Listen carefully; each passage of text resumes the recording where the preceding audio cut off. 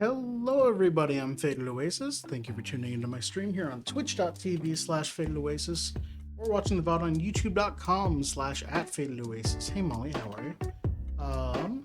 Today is Monday, so it is Maker Monday. I am building another Lego kit. No, I'm not building a Lego kit. I am building a Mega kit. This is the Mega Pokemon kit from a while ago, actually. The Motion Eevee, where you build this Eevee and it runs, and it looks real nice. The official Lego Pokemon sets came out this week. They came out this week? No, they came out Friday. So 4 days ago.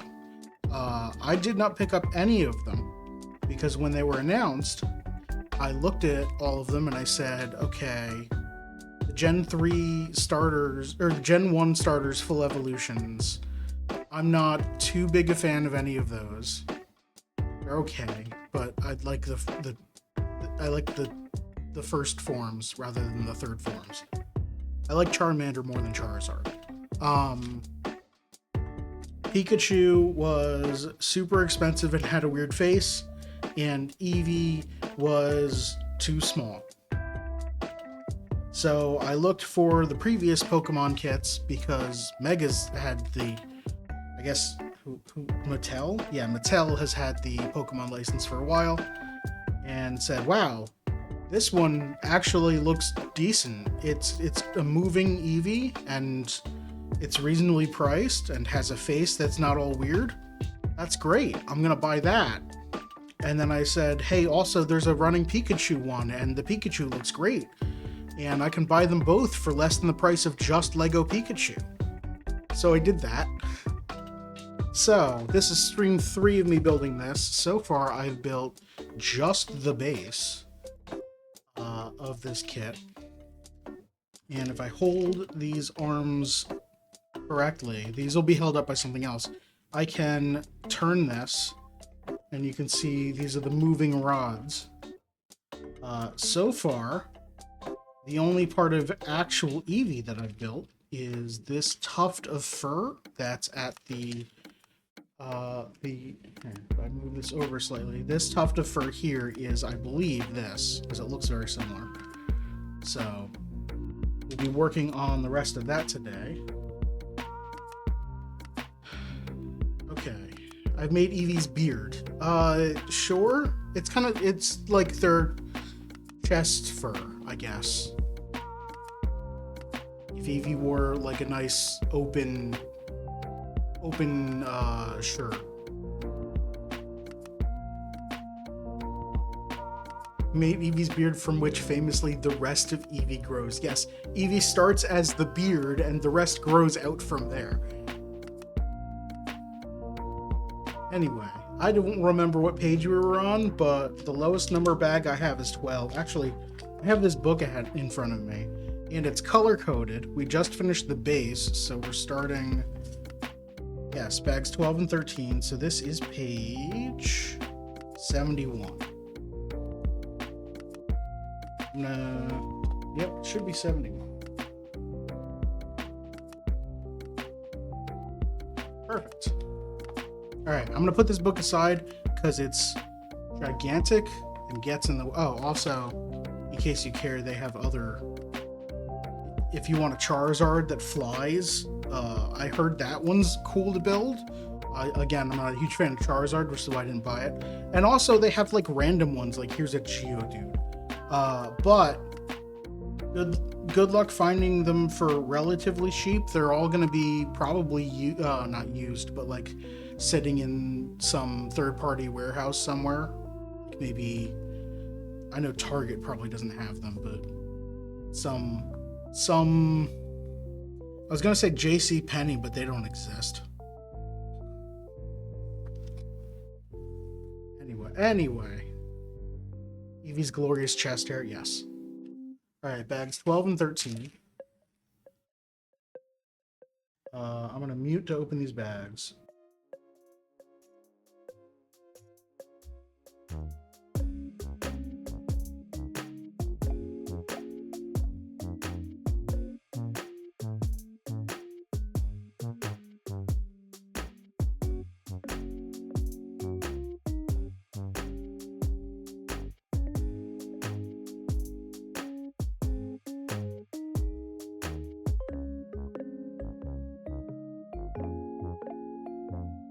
The bag 13 has a very interesting miniature bag in it that looks like it's three like small rubber sections for providing tension, much the same that a rubber band would.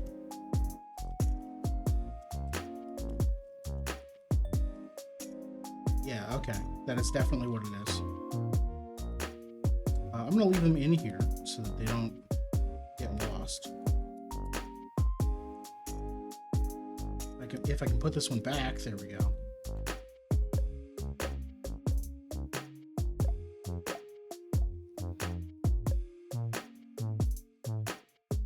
Okay, so, oh, I need to turn down the music. It's probably a little loud, right?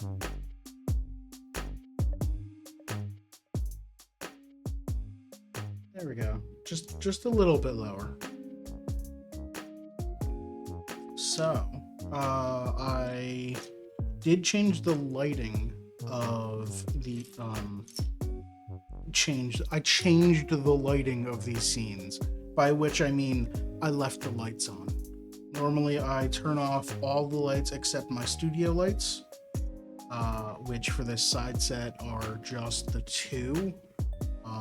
This is not the right piece. But I decided, you know what, heck it, I want to not work in the dark.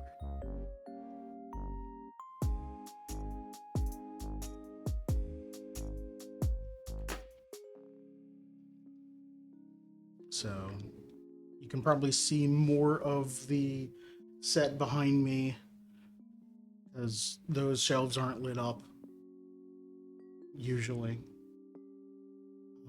Okay, so we need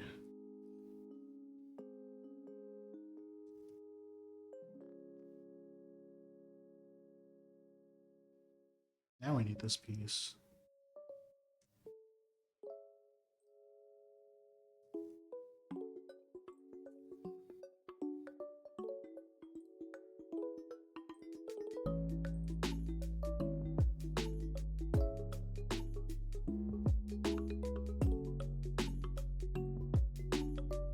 Go. Now we get a whole extra layer on top. Blue, brown 3x1, and then brown 4x1. Okay, now we're building a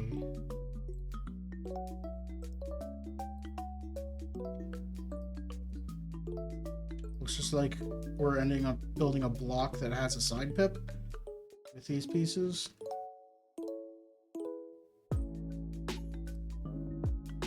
And then we need a yellow.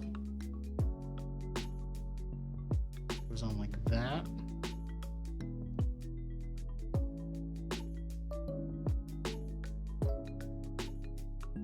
Make sure everything's flush.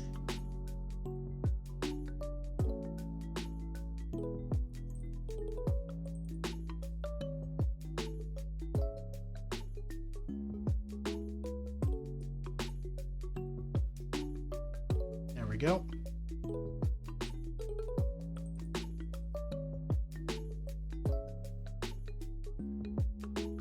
So I did think on Friday morning when I woke up, I'm like, those Pokemon sets are out today. My local Lego store. I'm lucky enough to have a local Lego store. It's dangerous though.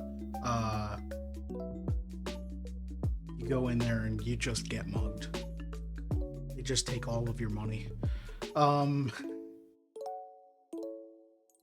They don't open until like 10 or 11, I think. No, it's, I don't know, somewhere around there. I woke up, I'm like, okay, I gotta work today, but it's Friday, so I'm working from home. I could sneak out and take a break at the time they open, go out there and buy some of these kits. Then I'm thinking people are probably lining up for stuff. And I don't even know what I would get, because I I kind of want the badge set, but I don't want it enough. The badge set is a gift with purchase, so you have to buy the giant 3 starters set that costs like $650. And I don't really want that set. And I don't want the badge set enough to pay $650. So I was thinking like maybe I could just go and see what they got. And then work was hell and I was busy all day, so it couldn't. I decided not to, and then work was hell and I was busy all day, so like I couldn't have gotten out there anyway. But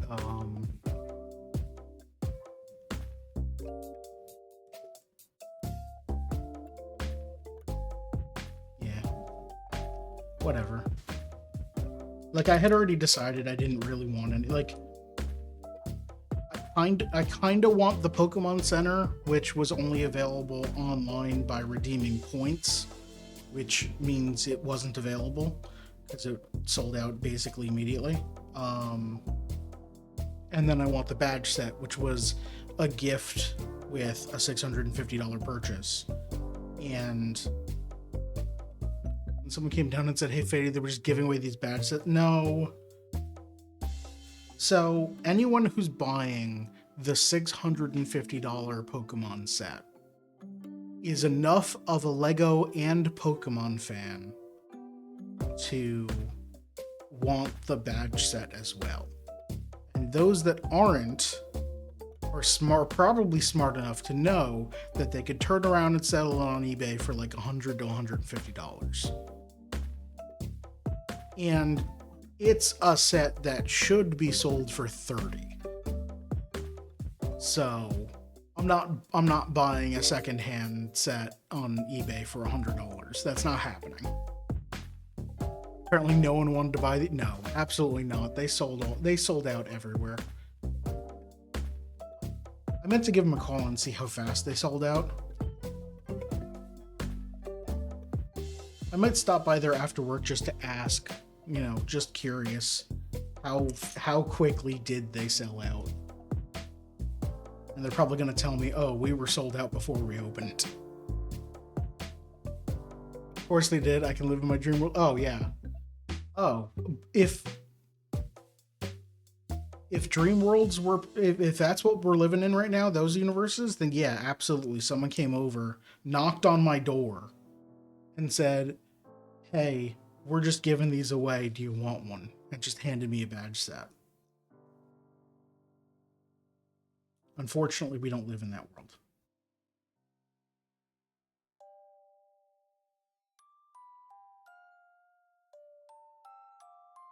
I might actually consider... The instruction manual should be online, so they should have a piece catalog in the back. And I can see how much it would cost to order all of the pieces.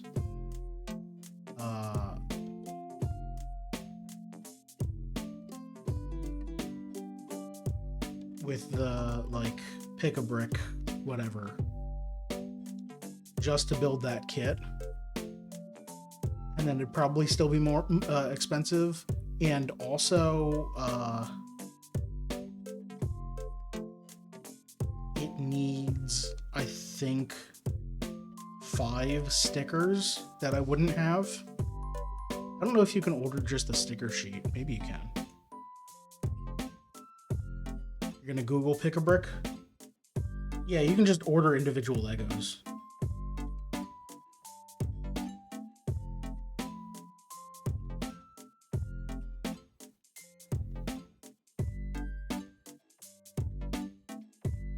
There we go. I should switch to this since I'm doing intricate work here. Does that look washed out? I'm going to stop this camera for a second, restart it to readjust its quality there. Okay, there we go. Autofocus. We should be good.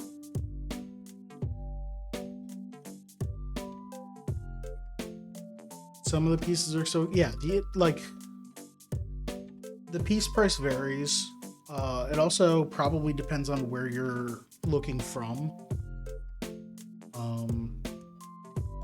And I don't know the full list of what's in the badge set right now, so I don't know what it would cost to build them. But I'm just not going to worry about it.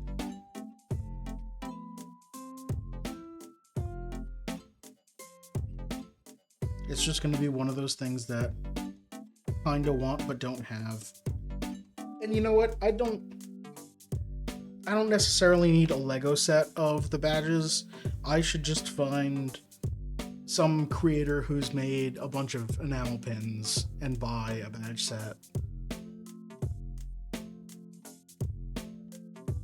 Give some small creator some wait, what? We're putting two different curves on this. We've got this one, that's not the right one. We've got this curve. We've got... Is it this angled curve? No. It's this one. Okay. Buy some bits is a gimmick. There's a whip. Oh. Oh, for the pick-a-brick stuff? Yeah.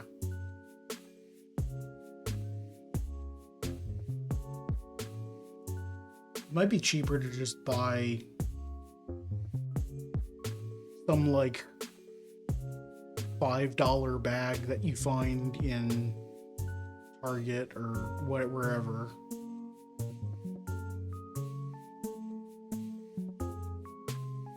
That just has some random pieces in it.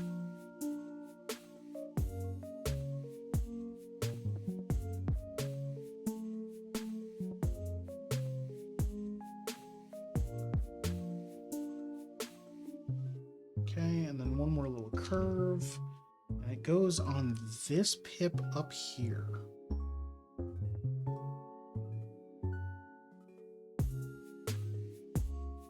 There we go.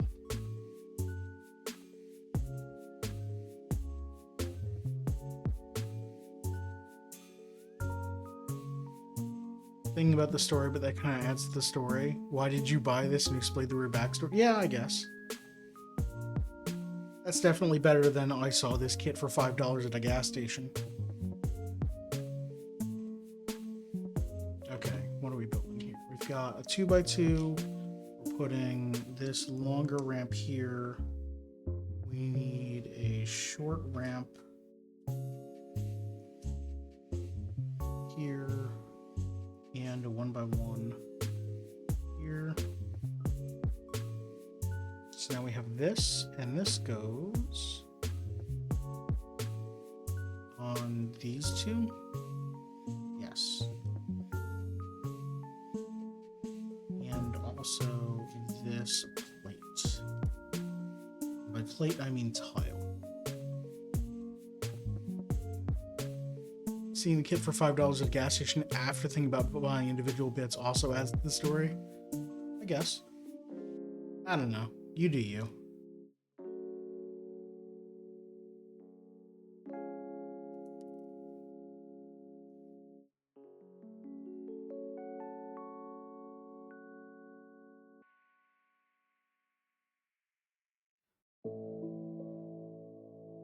Okay, now we finally get to use this angled one. Yeah. It goes here. And this giant curvy thing goes on the bottom two here.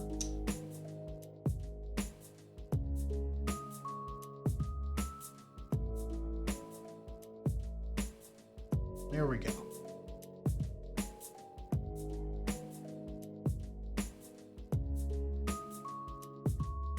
Oh, we're putting this on already. All right. We need one of... Is it the one with a stopper or without a stopper? It looks like it's without a stopper. Okay.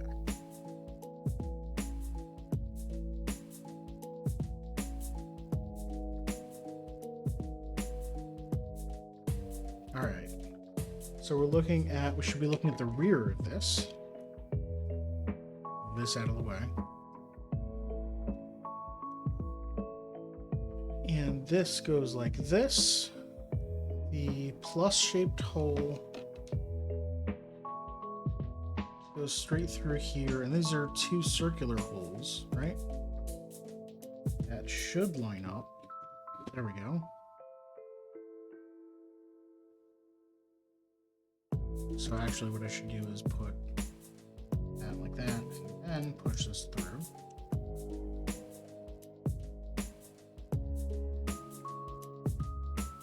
Okay, so that rotates.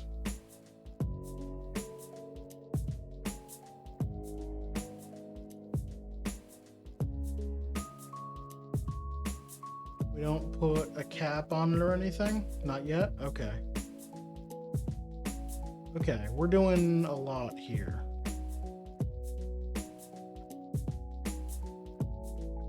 So we take the rod with the cap, and that goes through the plus hole here, and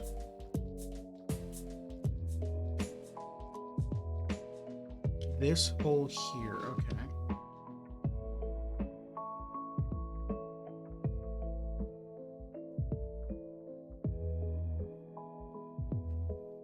So that lines up with this one here, right? Yeah, okay. I'm gonna push this all the way in.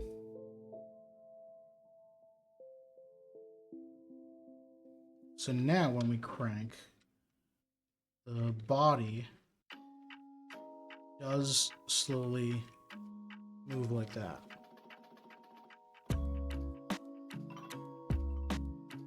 Lego bricks are not categorized properly. I found a bow, and it's not in the bows and arches section. I can't trust this anymore. I'm absolutely sure that pick a brick is supposed to be for someone who is searching by part number because they're missing something in a kit, or they want to customize a kit or something like that. Alright, we need to place this plate. This goes on here now, after we've put the in. So that's locked in now. And then we need the two pieces that are on the bottom section here, which are a white circle to plus connector on this one, and a tan circle to circle connector on this one.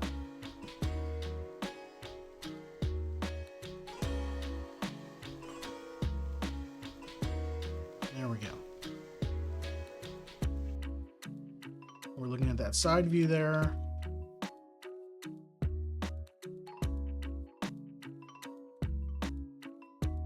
So it's like that. Everything looks the same.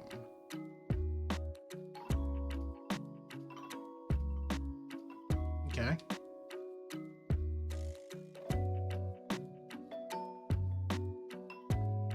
We add a connector here facing upward. All right, subassembly. Take a blue rod and a plus to circle piece. Shove this in.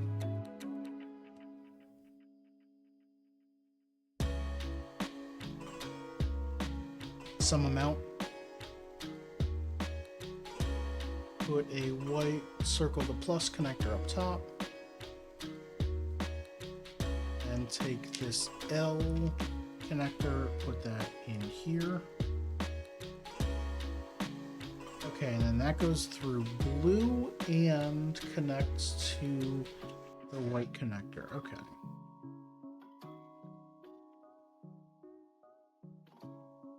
It is a little weird how they didn't tell us how far to put the blue rod through. We'll find out later.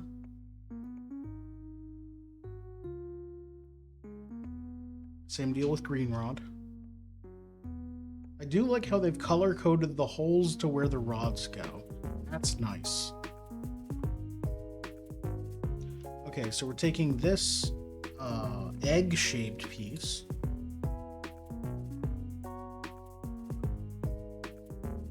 Put the plus in the bottom. Then this up there. And we take a 4x. I don't know what any of the pieces are called. I'm making up all the names. Alright, and then this goes through the green hole and connects to this tan connector. In the last hole, yes.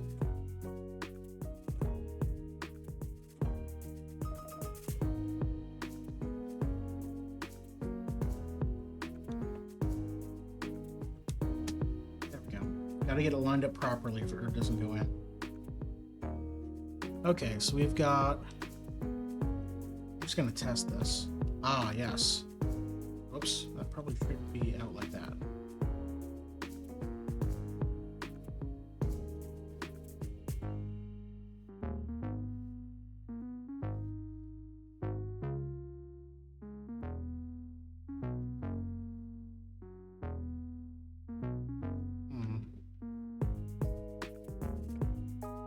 I won't worry about it now. It hasn't told us we can do that, so we won't do that yet.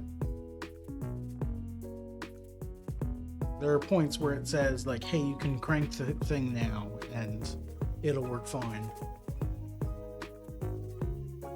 Okay, so now we get to spring load something. So we've got these hooks. These are cool. It's literally a plus connector with a hook.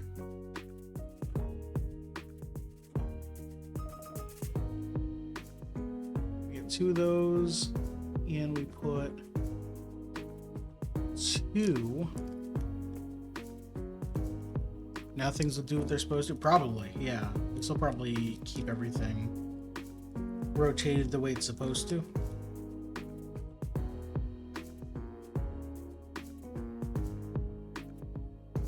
So we put 2 of these on here, huh?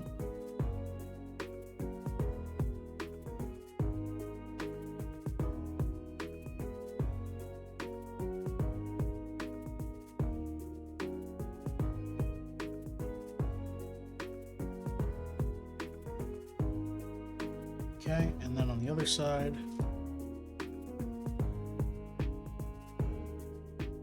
I want this to be neat. No particular reason.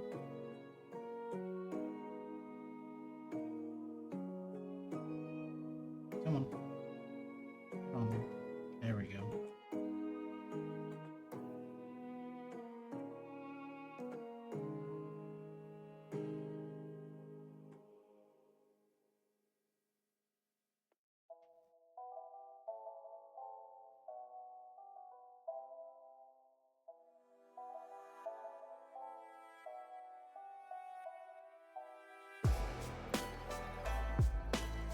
There we go. Okay. And these go on this rod here. And this rod here.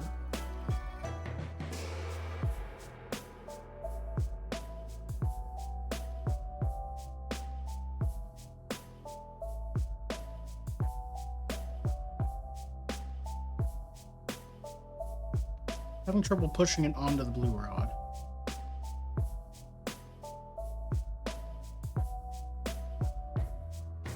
Yeah, I'm going to use this piece. There we go.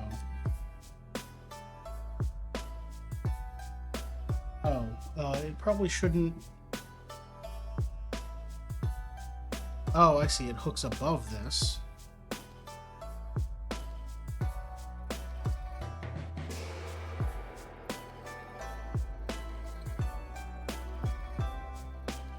Is how it's supposed to be though, right? That does look correct because it starts... Oh, should this be one I think the green one should be rotated 90. Take it off here.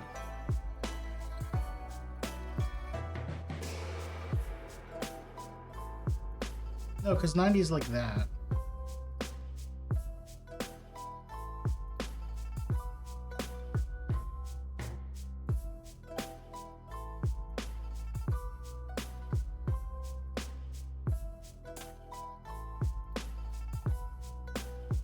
Maybe it is supposed to be like that.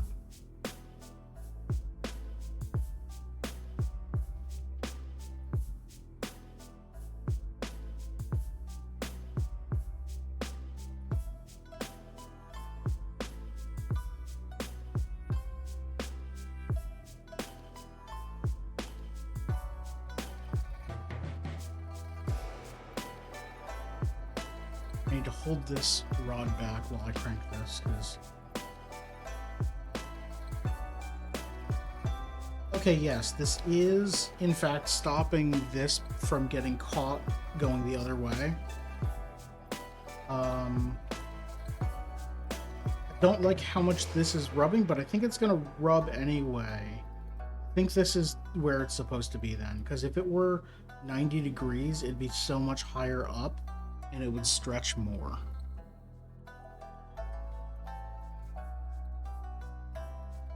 Yeah, that works. Is it a controversial moment for the brick building scene? I doubt it.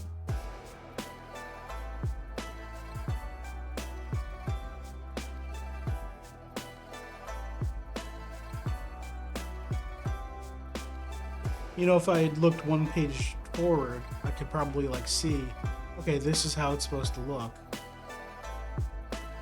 And it definitely shows it down like this and not up like I had it. So it's not really controversial, I just don't have the book open.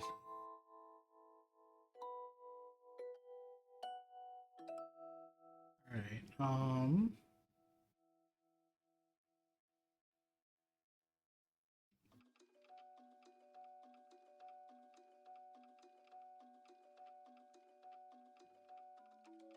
okay.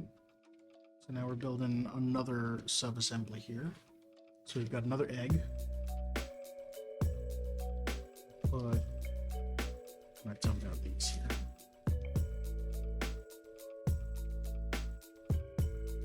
We put a white connector into the top. And then the 3 wide connector into that. And then the gray rod into the bottom.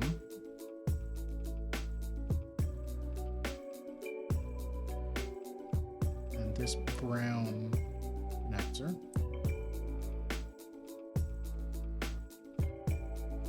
And then some spacers on both sides. Which is going to make it real hard to adjust this if I don't have this in the right position here. This goes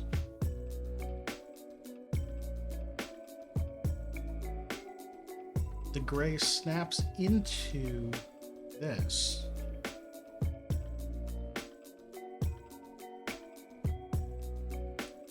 And then this kind of just hangs right now.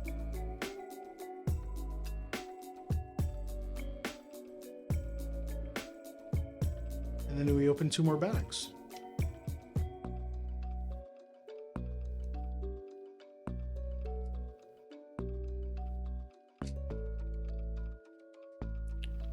And 15.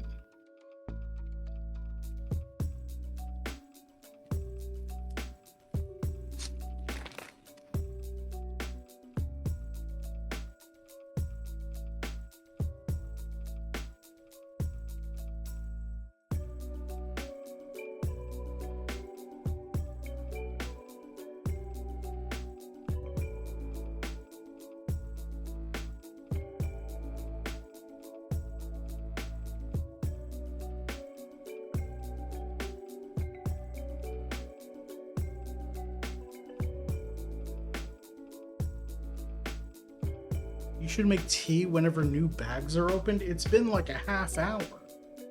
How fast do you drink tea, and why aren't you just making a whole teapot?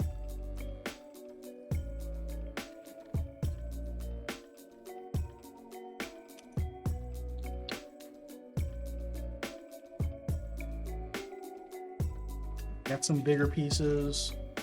It looks like we're making either a significant part of the body or the head. Oh, no, we're making the tail. This is definitely the cone for the tail. Okay. Alright, so we need this yellow piece.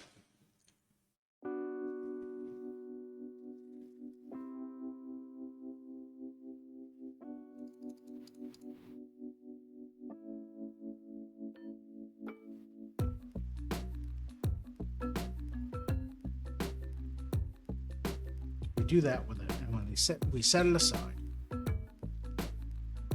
We take this brown piece, a too long rod.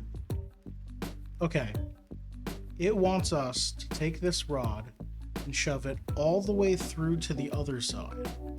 I'm instead going to push it in from this side.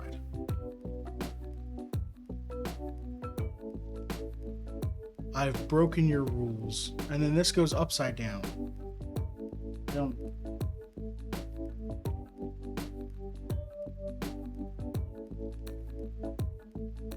Okay. And then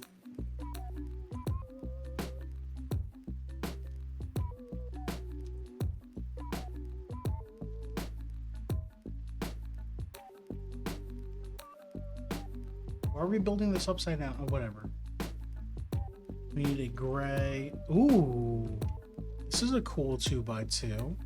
Looks totally normal, and then the underside is the same thing. It's a 2x2 with pips on both sides. That's cool.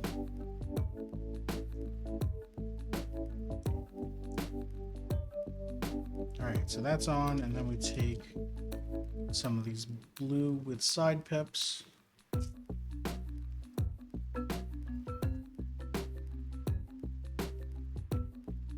There we go.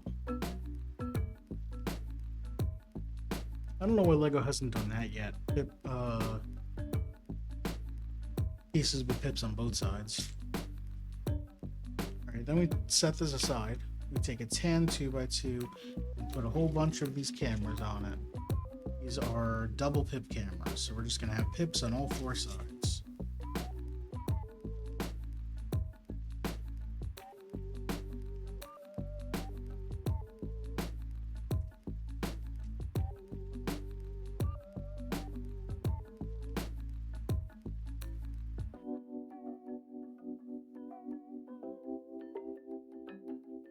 Alright, and then on the top is a 2x2 with a center pip, which has some cool angles on the edges that probably aren't being picked up very well by the camera.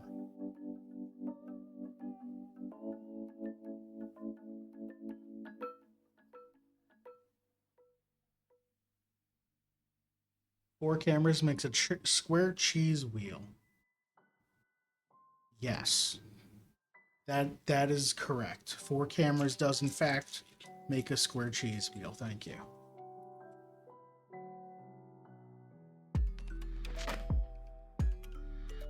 Okay, we got a blue flagpole rod thing, then a red 1x1 with a hole.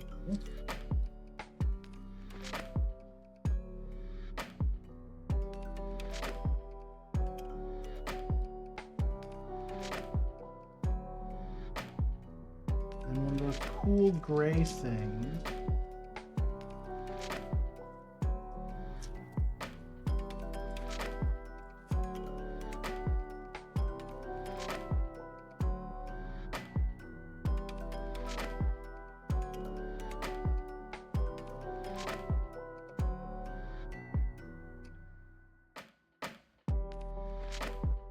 Go.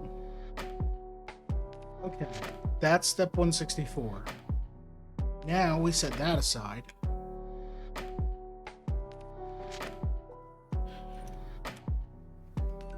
We need two 5x2s, a tan 4x2, a tan 2x2, and a tan brown, sorry, 2x1 with an angle thing.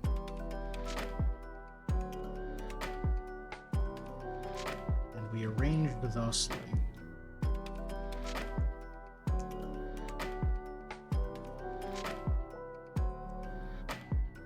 There we go. Okay, then we're using more of these ramps. These are 2x1 ramps that have pips on the top. These are cool.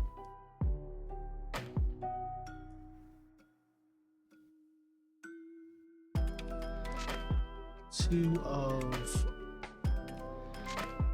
here. These 1x1s that have a bar on them for connecting things to.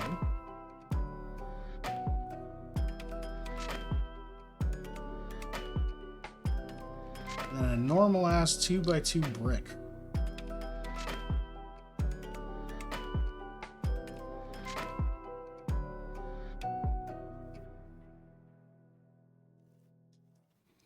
Alright, so we need 2 of these long curves and a 2x2.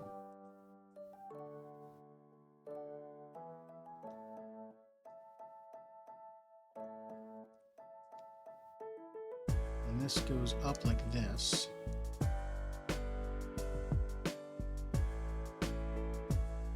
So that basically sits on those bars. So we're not connecting anything, we're just resting it on them. And then we get some of these larger round curves.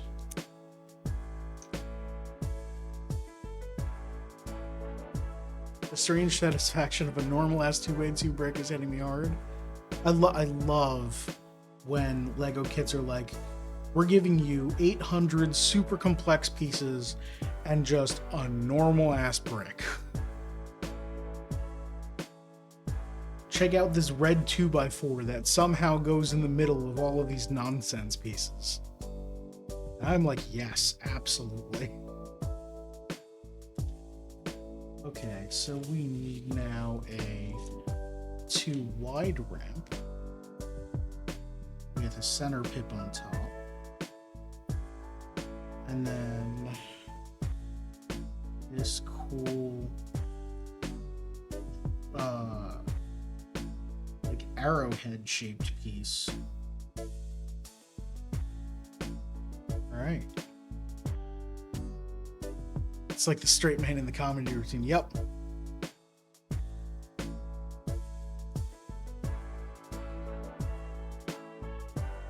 Okay, then we do this again, but with slight differences.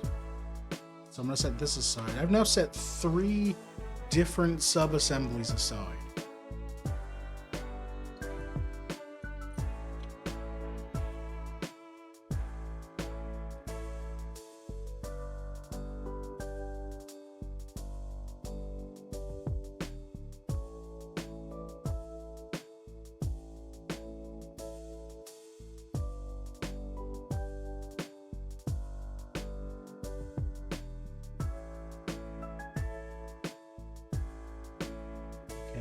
Then we take a teal 1x1, the plus, take another one of those tiny plus rods. We add this 3 tall connector.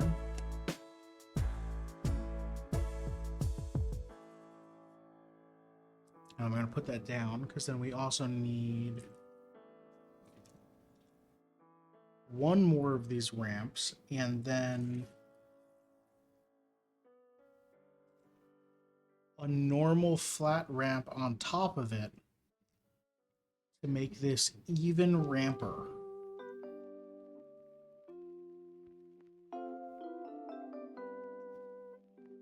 That is so ramp. Alright, and then the so ramp goes here, and this goes here.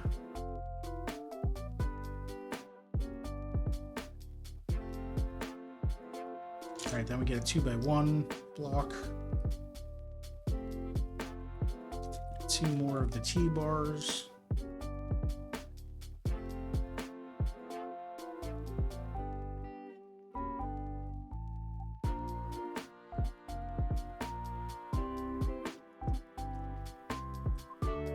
Two more of these ramps with the ups.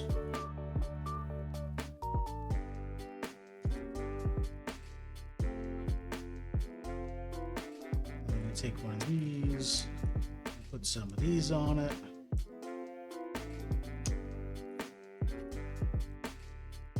And put that on here.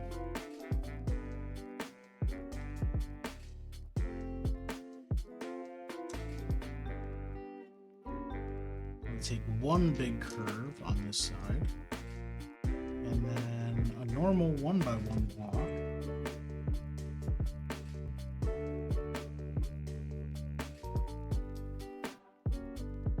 To fill that gap there. Alright, then we probably set this aside, right? Oh no, we gotta add the diamond in the front.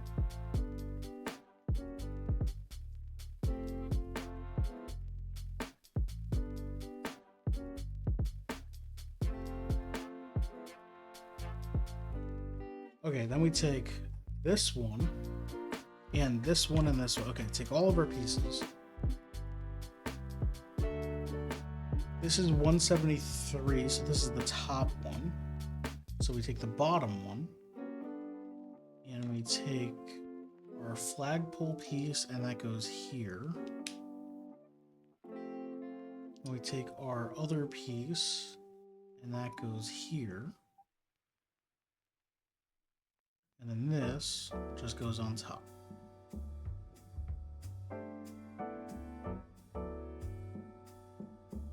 Absolutely.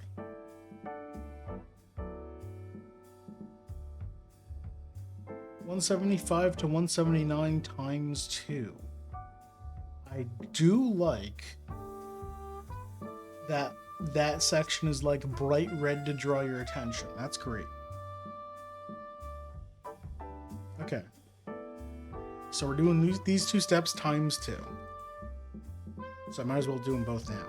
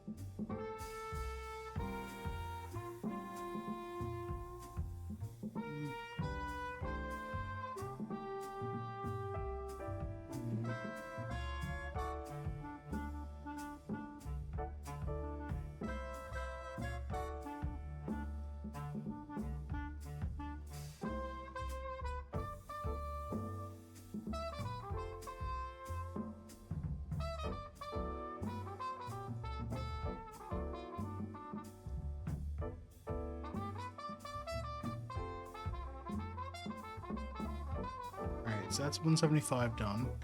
176 needs a lot of these yellow pieces with just normal gray connectors in them.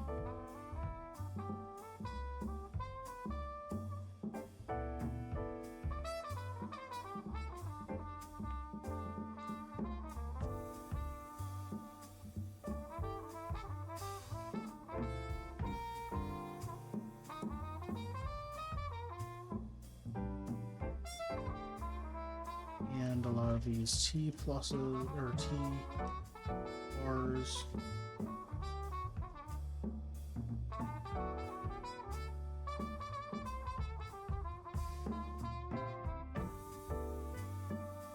And these ramps.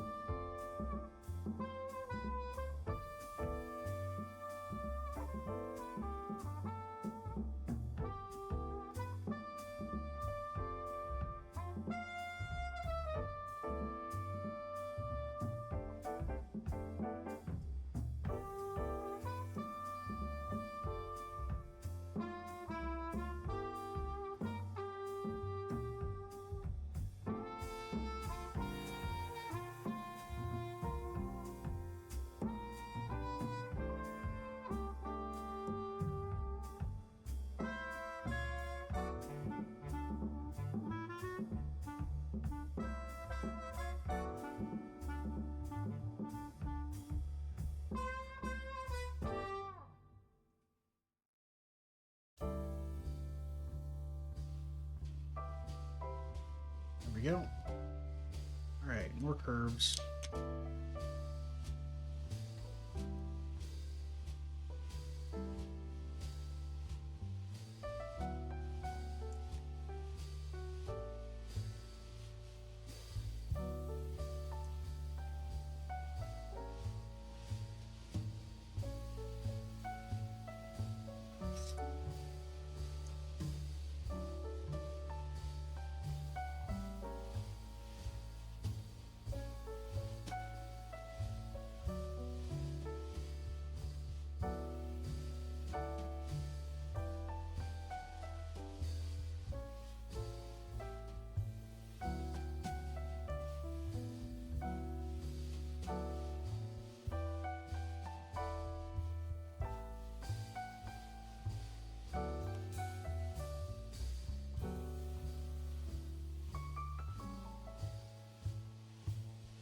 Go.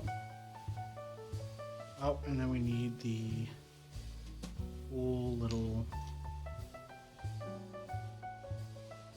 arrowhead pieces.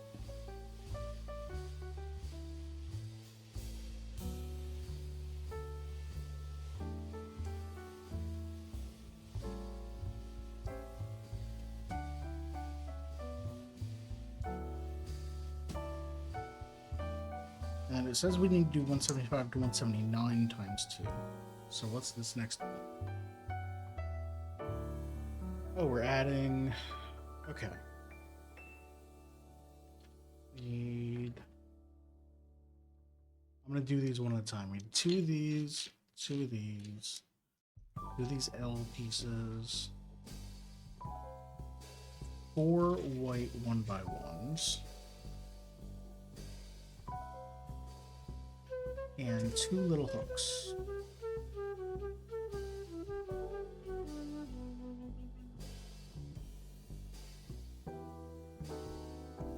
Okay. So in this, we put a white piece in the top, and then white piece back here, and this here. Then step 2, I add a T or an L.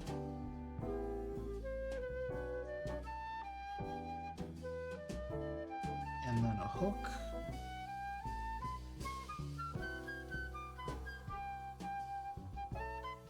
And we look from the bottom. And it is angled correctly and all the pieces are in the right place. Great. So then this goes this way. This goes into the top hole.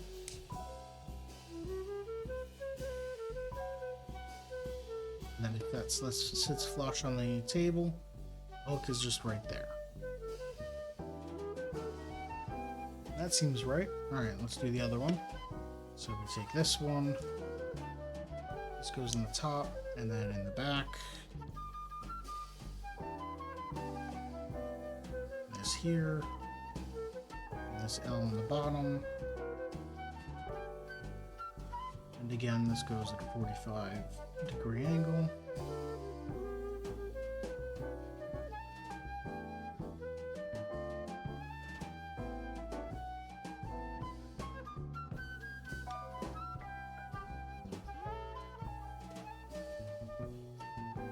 Did I do this wrong? Oh, I'm holding it wrong. It was this way. There we go. We do that twice. So I set that aside and grab the first one. First, grab all the pieces.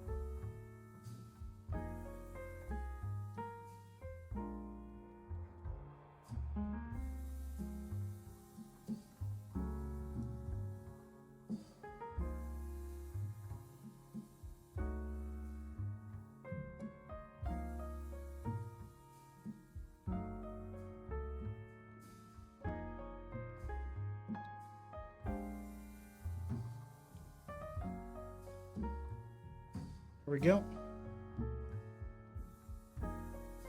Okay, so now we take this.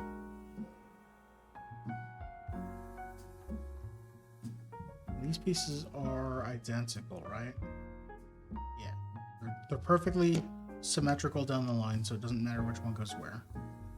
And this snaps on here into 4 pieces. It goes into the top 2 here, and then second one in there.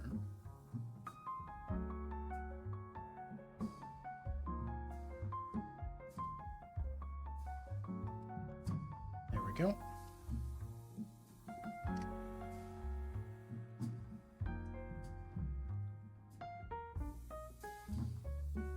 There we go. So now we have this section of the tail.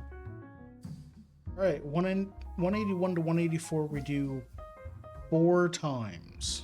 Absolutely. I'm gonna set this aside. We know the orientation of the tail because it does have the one rod at the top, which is probably gonna go down to connect to, I would guess, this rod, so that the tail wags when running. Those 2 were very nice builds. Yeah, I did like them. Alright, set that aside. I'm going to dump out my tray of ingredients here, just so I can get to them easily.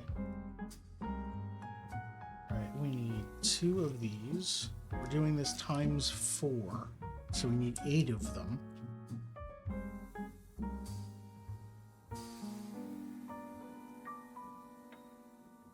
And we need...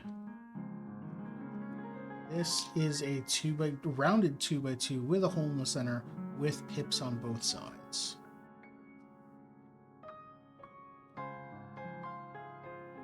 And the pips have holes in them, which we're going to use. We're going to put the small, I guess, underside pips that are in the middle of this into those holes.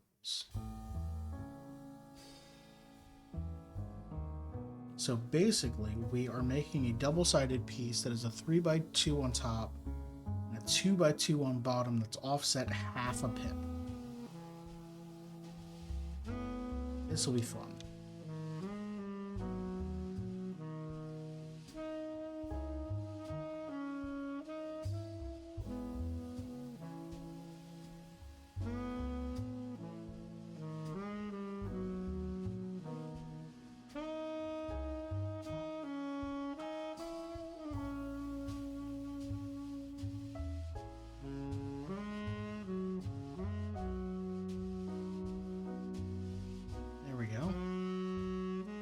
We've got all of these angled pieces, these angle ramps. We're gonna need 1 in each direction, and these they go offset, so they go up 1.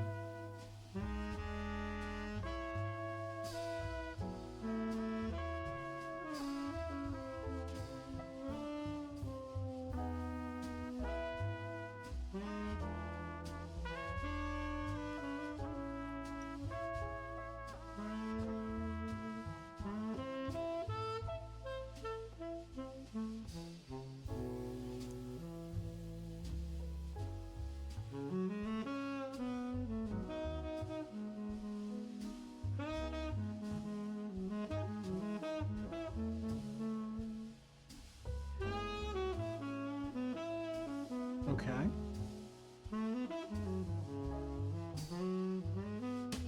Now we're taking 4 of these 2x1s with the ramps attached, and a bunch of these curved with 1x2s.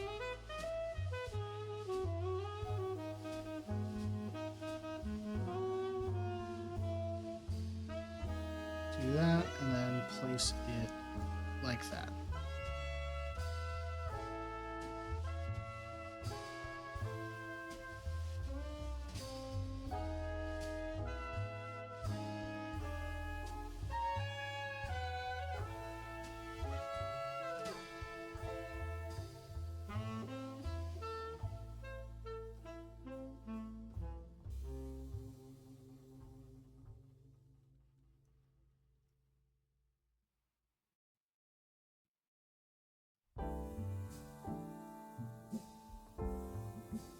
in 184, we've got all of these little L-shaped rods that are not symmetrical. Looks like we're putting the longer end into, okay, it's like this. It's going in this hole. Yes. And that's as far in as it goes.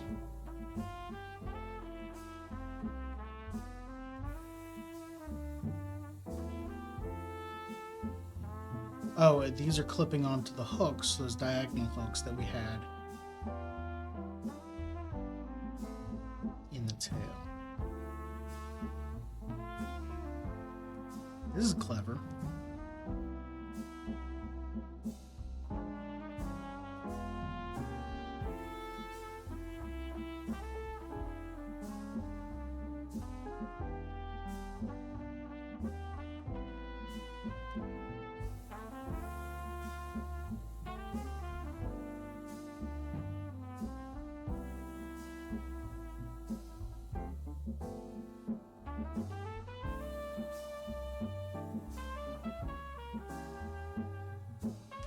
Oops.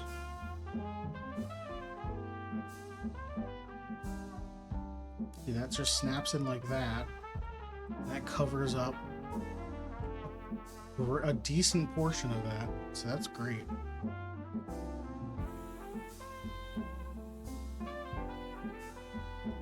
It snaps in real easy too.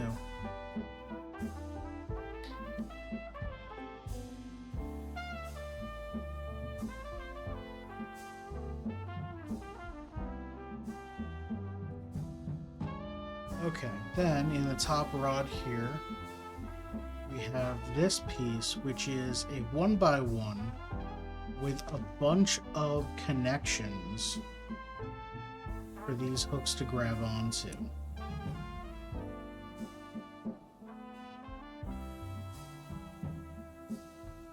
And this goes point down or point up. It doesn't really matter because we're putting a pip on top of it, but it looks like it's point down. And it goes diagonally.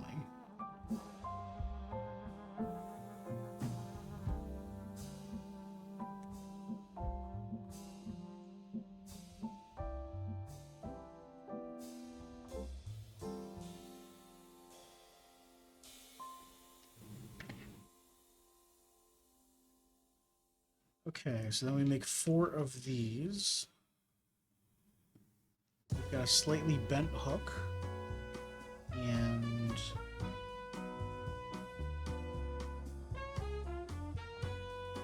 put this double-sided 1x1 pip. If I can get it in there. There we go. Creating a Mega Bloks ball, kinda, yeah. And then, so we have this like this. The arrowhead points away from the hook. Okay. Can do.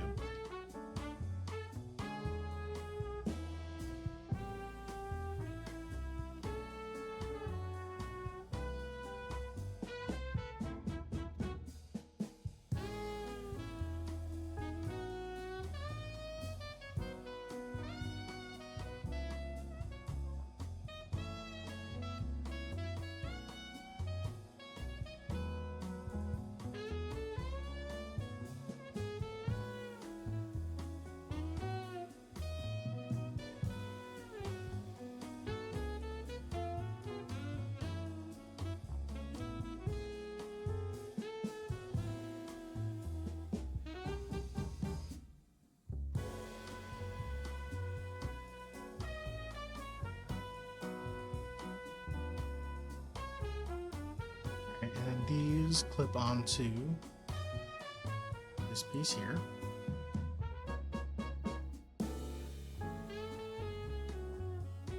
I think they go lower, right?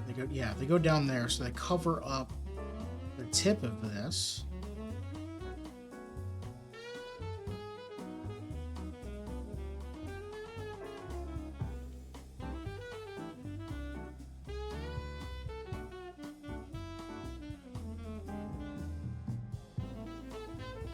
gonna have to micro adjust these to make sure they're all pointing the right way. Because if I don't, it's gonna bug the hell out of me.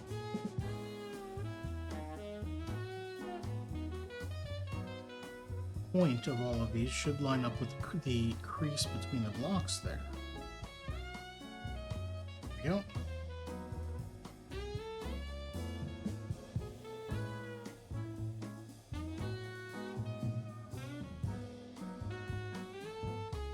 Beautiful. Alright, then we get a big circle. Put the big circle. Cover everything up. Nobody knows what's in there. It's a secret. Alright, then we make the nose cone. So that our rocket can go.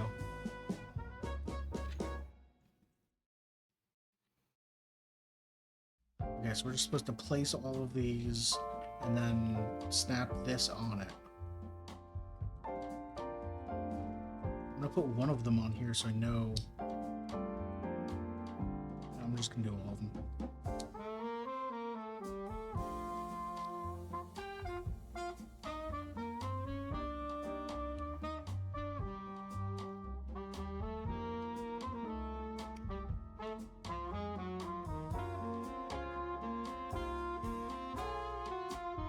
Alright, so now we have a nose cone, so our rocket can go into space with the least amount of friction.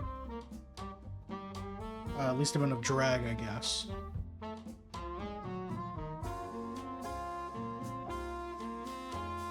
Is it still the Eevee? Yes, this is the tail for the Eevee.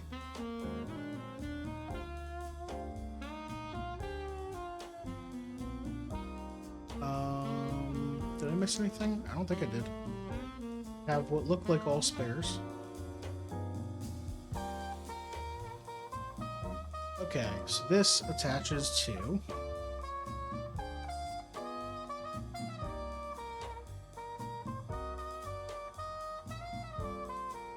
I was right, this attaches to here. And then it attaches to this plus here.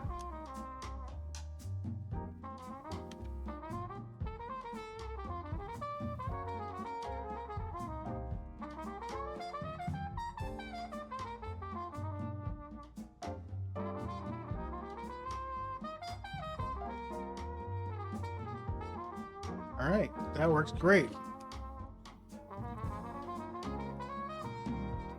It's hard for me to hold diagonally for you, but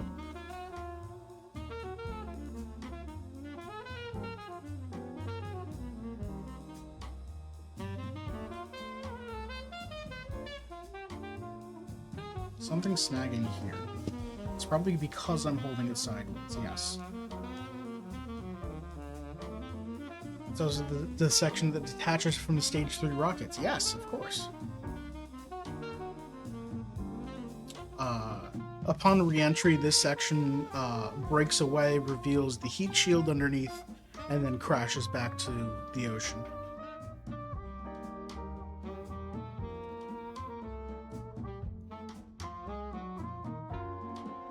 Yes, we did that, thank you. Alright. I'm gonna take a break because it's 7:15. So I'm gonna get up and stretch. Oh, Molly just redeemed a hydrate. I missed that. I'm gonna go do that. I'm gonna take a break. And then we'll open bags 16 and 17. There we go. And everyone stick around. I'll be right back. In like 3 minutes.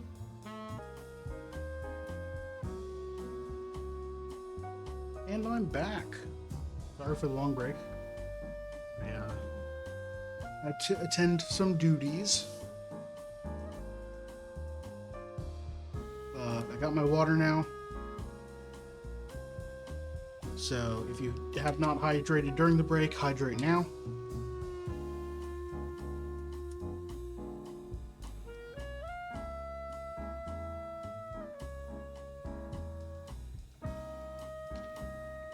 And it's cold. I need to check my fridge. Tending to duties? No.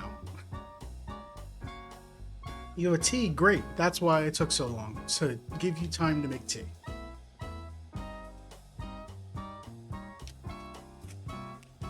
Bag 16 and 17.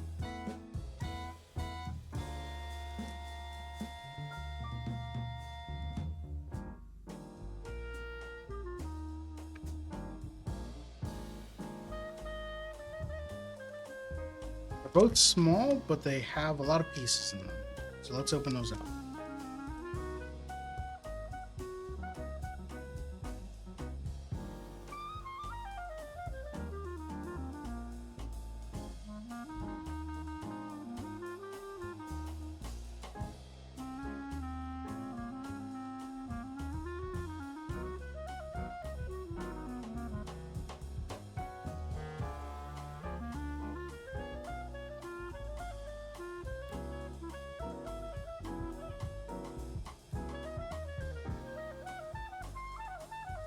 Alright. What are we building now? What part of the Eevee is this?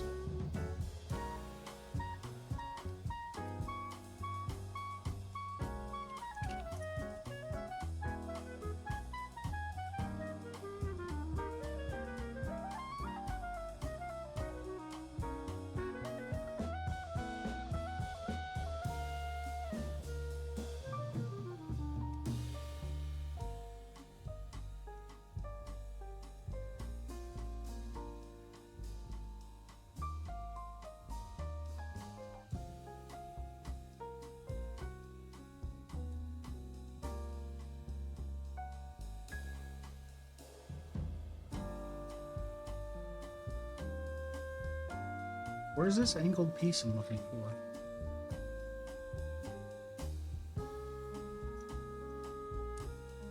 Not in here. I already looked in here.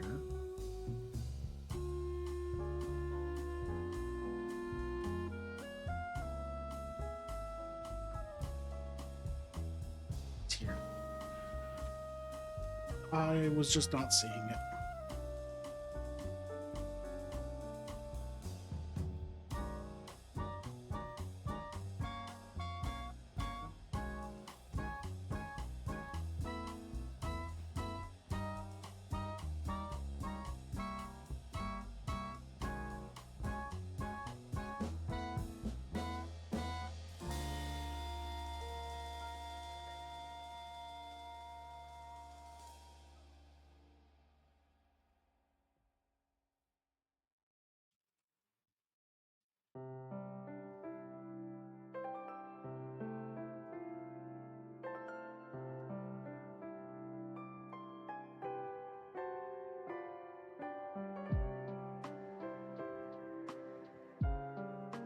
Go. We get another blue piece of the hole, so I bet it's lining up with the blue rod.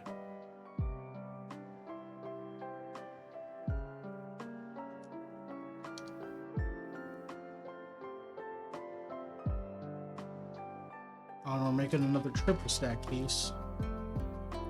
You know what? I bet this is just the other side of...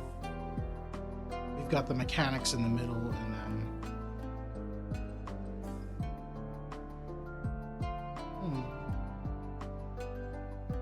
Oh, of course. Because there's nothing holding this back, the spring is actually pulling these two rods together, making it currently unsymmetrical. But we will place something there that will hold it back, I guess.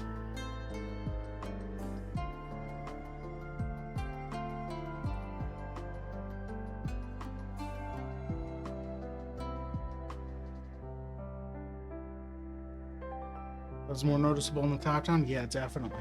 If I move this over, you can definitely see this rod and this rod are not parallel. If you do this, it should be like here, so they're like this. So hopefully we get to a point where we're attaching this and it's balancing everything out.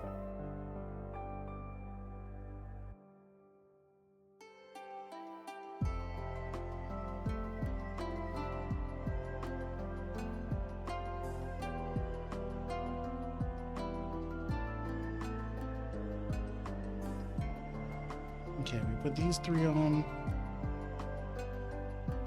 Have this piece like this, and this goes out like this.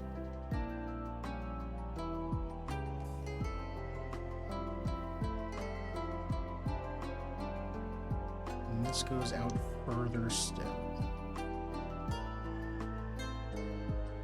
There we go.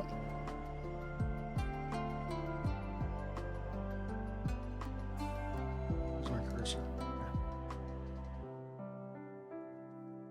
Alright, green. I do like the color coding of pieces that they're doing.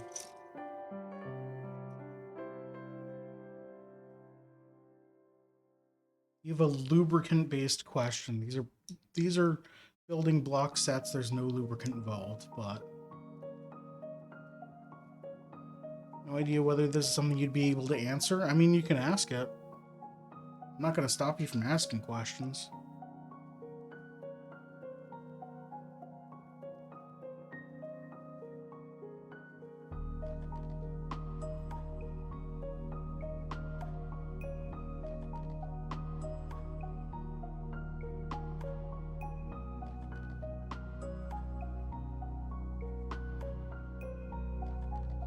Would it improve or not improve the friction on stretchy parts?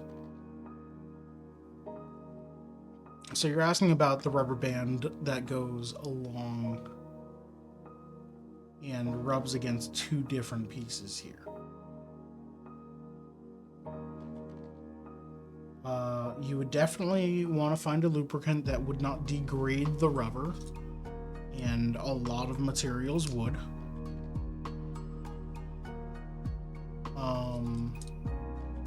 I don't know specifically what lubricants would be safe, but I'm sure someone's come up with something.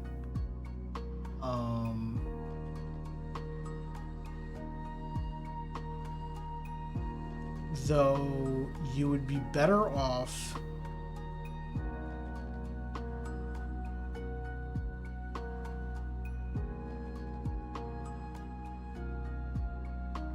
I think you'd be better off not lubricating, because if it's stretchy, then you want it to stretch and not slip.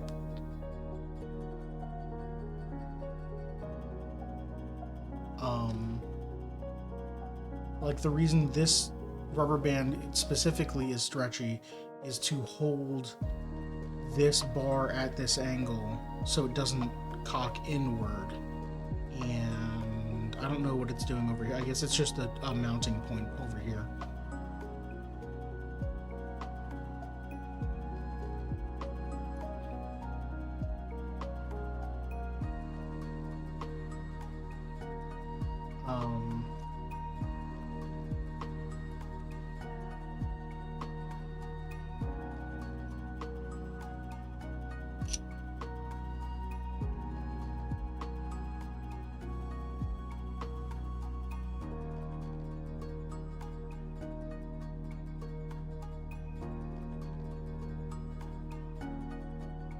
So really here, they don't care about it sliding. They want it to reach an equilibrium where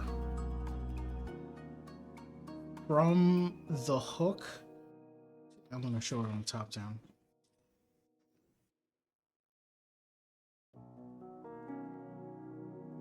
I'm going to use this to point. Ideally you would make it so that the rubber from the hook to the first bump is what's stretching, and that would be fine, and then that there would be no motion from here to here, and then from this point to this point is stretching. You wouldn't want them to slide.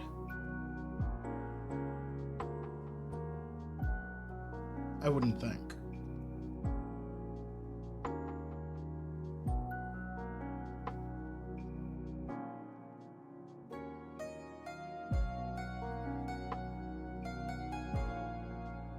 Because sliding means you're going to be changing the amount of tension.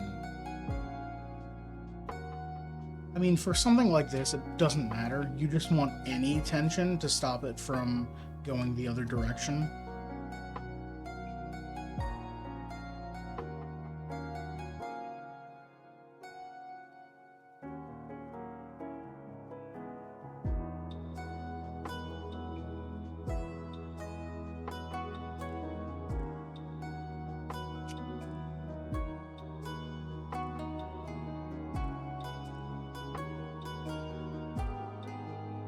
but in most cases, if you're using rubber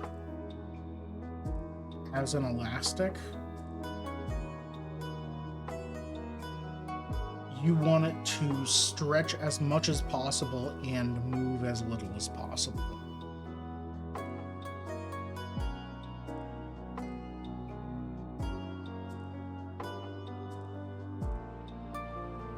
By stretch as much as possible, I don't mean you want to put a lot of tension on it, like that you want to overexert it. I mean that you want to just... Sliding is the enemy there.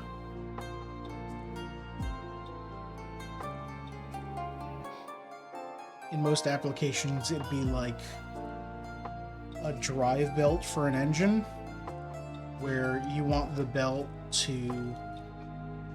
The engine is pulling the belt, which is making everything else move. So you want the amount of tension to be constant the entire time. You don't want any sort of slippage.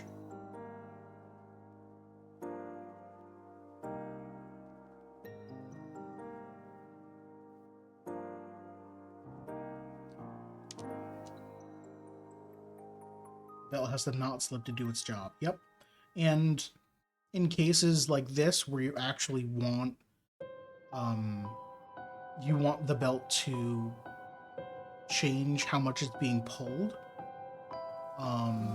you also want neither end of that section to move, or you want one end to be stable to, you know what I mean. Because if it slips, then suddenly you're providing a lot less tension than you wanted to.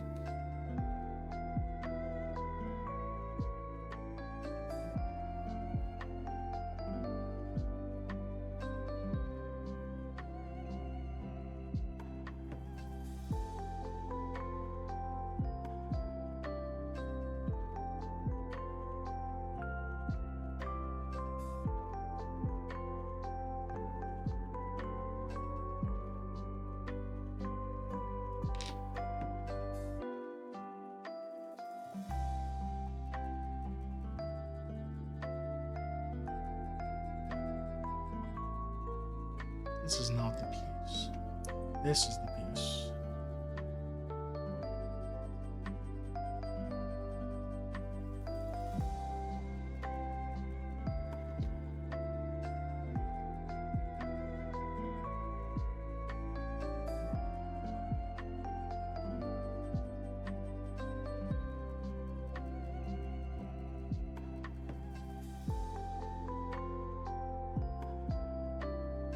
Alright, what have I missed? Because I've definitely missed something. Maybe I haven't.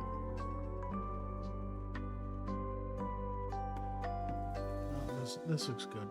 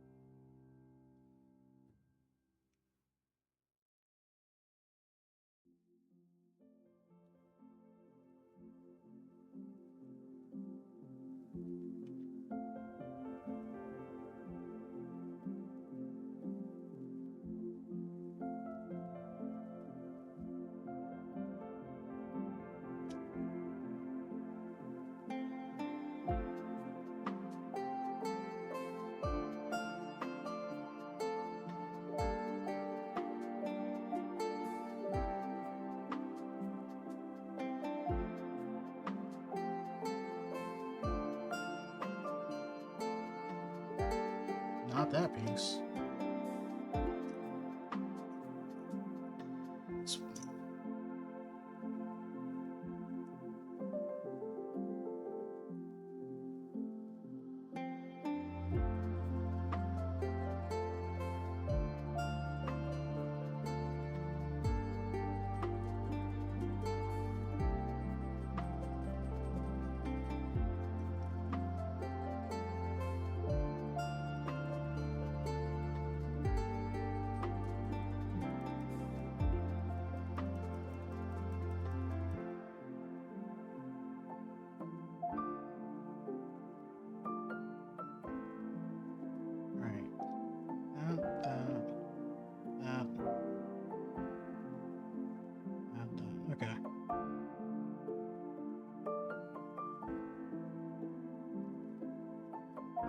Alright, now we attach.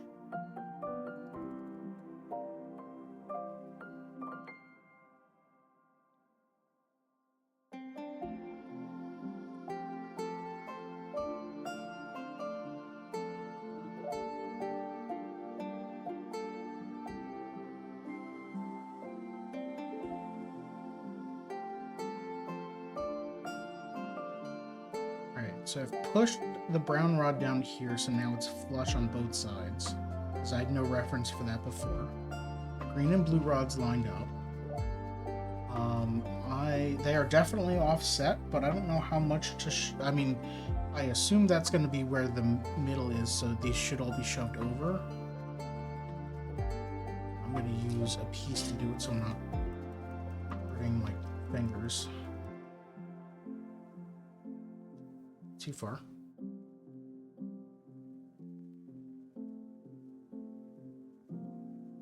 Probably like there. Eevee has a torso? Kind of.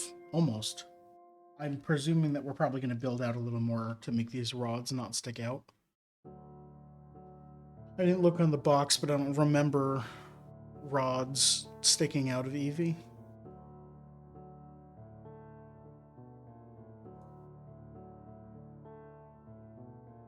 Now we add spacers to make sure that everything's in place.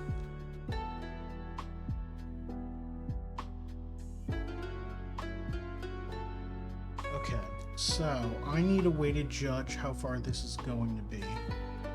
And I don't have any other pieces. I was hoping I'd have like another, like a 3-wide rod connector thing that I could use as a spacer to figure out how much I needed. There's nothing really in here I can move. Or like a 1x1 brick with a hole in it that I could just use to know how wide a brick is. I'm not gonna...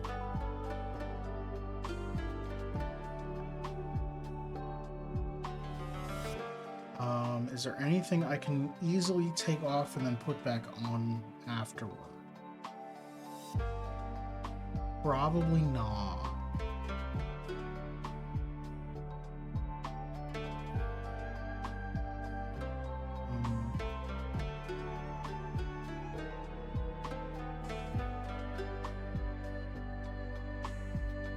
I could take this rod under here off. Actually,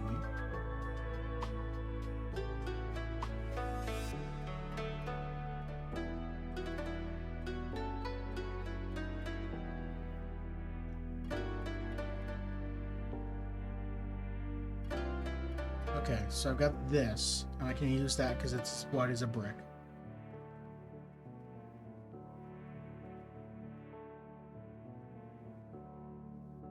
Yeah. And this should be 1.5 on either side here. So I'm going to put this half-wide spacer on both sides.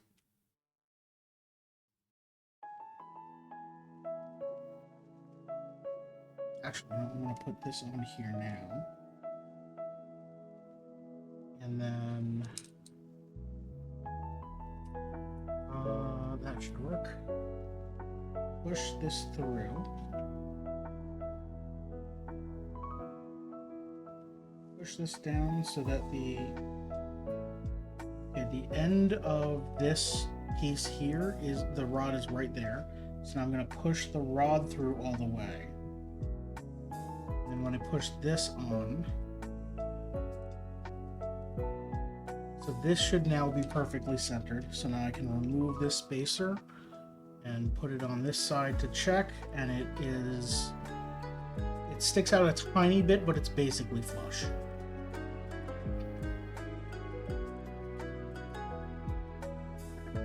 Yeah, okay, so that works.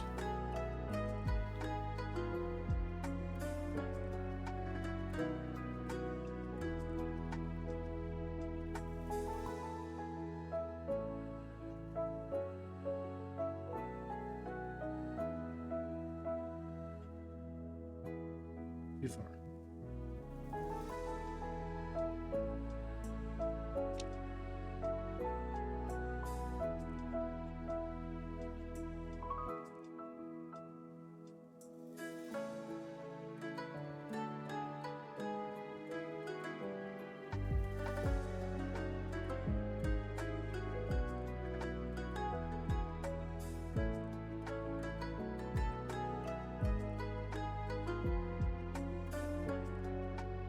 we go.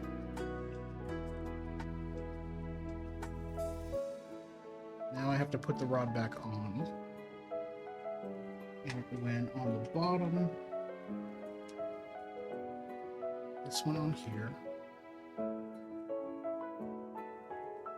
I don't have any way of spacing this out to make sure that this is centered, but I also don't have any pieces that I'm building onto it. I assume I'll have something that has holes that I need to clip that into, and at that point I'll have something that I can use to measure. Okay.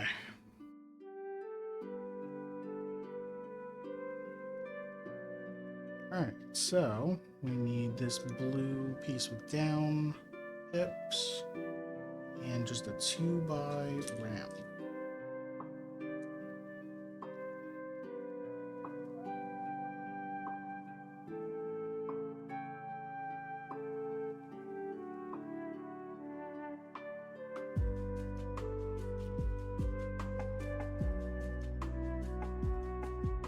Alright, what the heck is this we're building?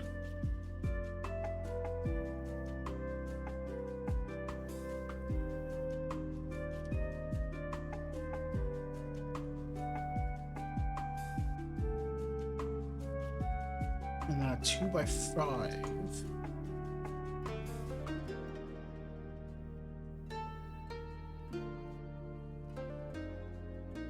And the other ramp here. And the other 2x5 here. This is probably the top of Eevee's torso, also known as Eevee's back.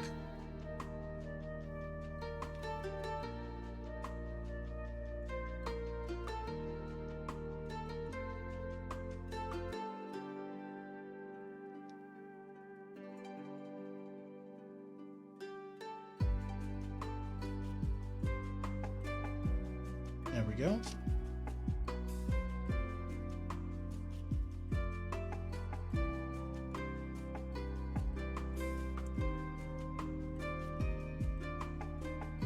Two of these 3x2 ramps.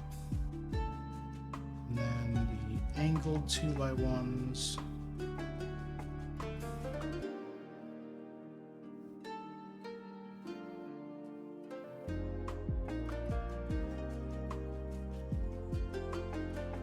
Then a tile here,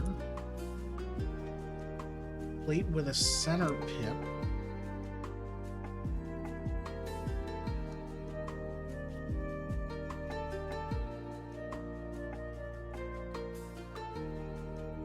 and we've got 2 plates with offset pips with 3 long.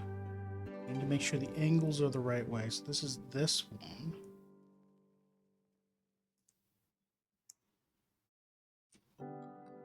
This is this one.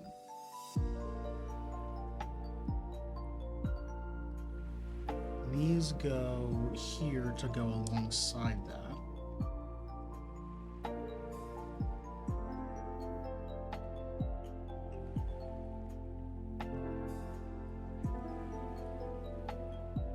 And then we get more of these cool ramps. Okay, these get set a little bit back. So it's like that. I was worried about how they connected specifically.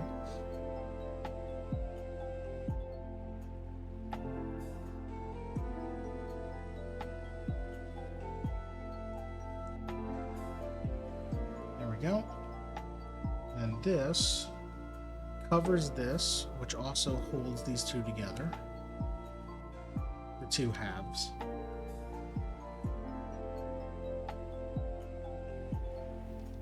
That one? Yep, that's one.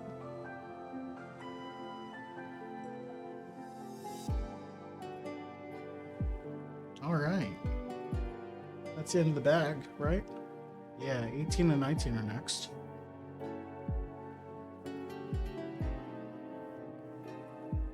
So I'm actually doing this. It's forward, yes. Hold on.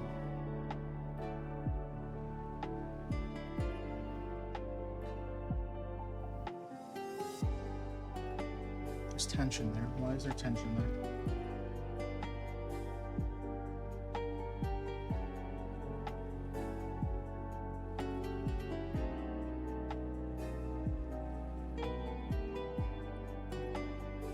what is it hitting? Okay.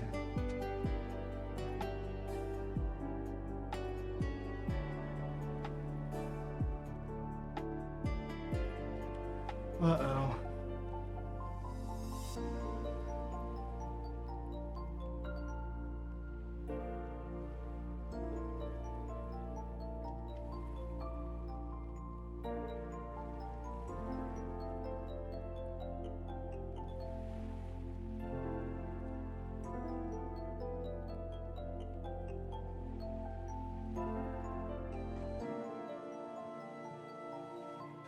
It's got to be the rubber band, right? But I'm looking right at that piece that the rubber band's supposed to... The rubber band's supposed to keep in place, and it's keeping it in place, and everything's the right way. And that's not the piece that's suddenly jumping. Like here. Something is clicking, like slipping into place.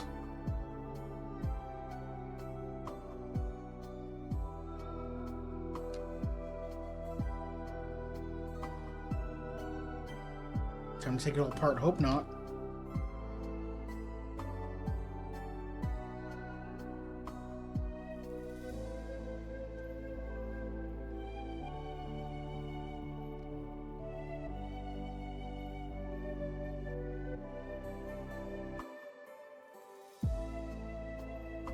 There's only like a few... There's only 2 moving bars that it can be. Unless it's one of these again.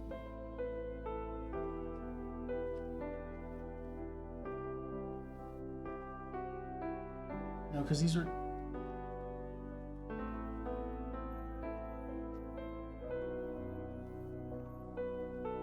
Yeah, okay, it's not the grass in front. It's not the back bar, so it's got to be the front bar, right?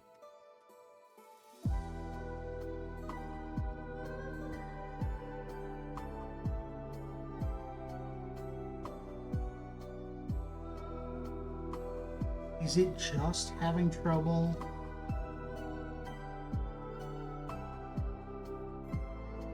Oh, okay, it's fine. Okay, so as you turn this rod right here is going in a circle. The bottom, if you imagine that continuing down, the bottom pip of that is on a axis that spins. So the bottom tip of that is going on a circle. And when it gets to the bottom, it jumps over.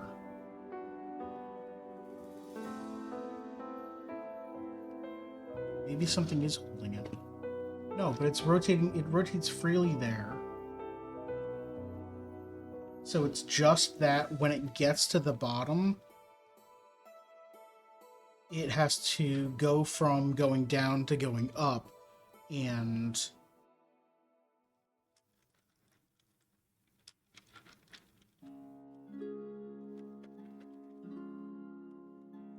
is it just gravity? And if I just do it like this, no, you can see it clicking.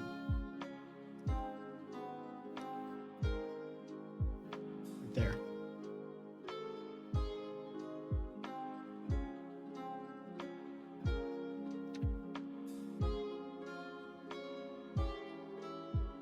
Just as it passes that axis. Okay.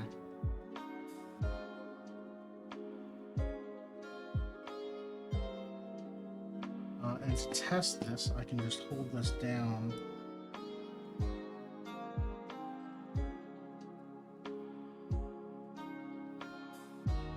No, something else is doing it now. Tail is also doing it.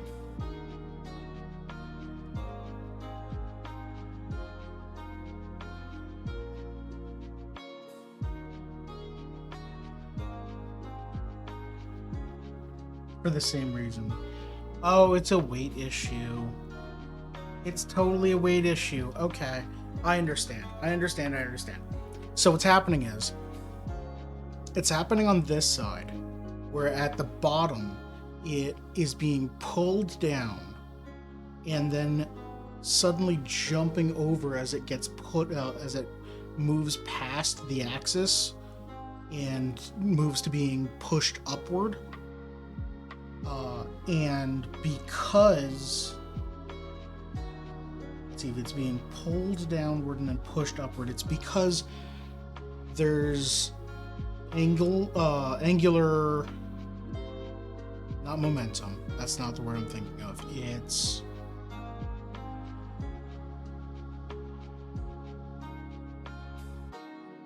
there's an angular force on the entire model, because the back right now is so heavy because the tail is built and there's no weight on the front.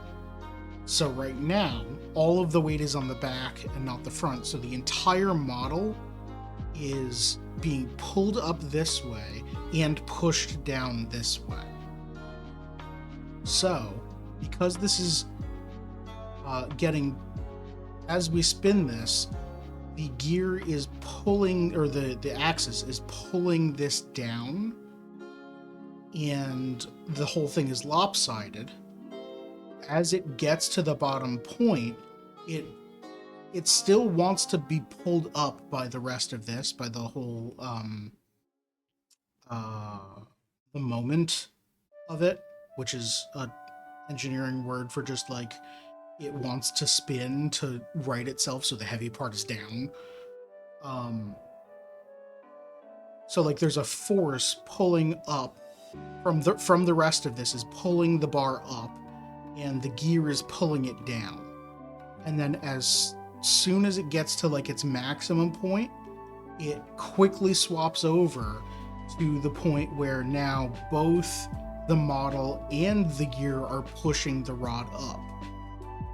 And that's why it's swapping. And this end is doing a very similar thing at the top, which happens to be near the same point, that if I pull this down to simulate the head, if I pull the front of it down to simulate the head being on it, a similar thing happens at the back when this reaches the highest point, and it has to jump over like that.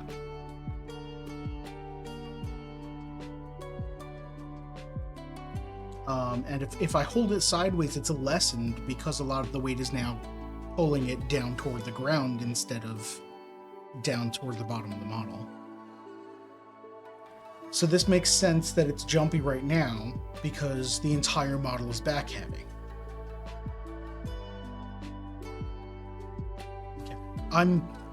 I am glad I figured that out, because I probably would have done nothing but think about, well, why is it broken? As I'm sitting at my desk trying to get work done. It's not broken. The book specifically did not tell us to turn it yet because it's not balanced. It is back heavy.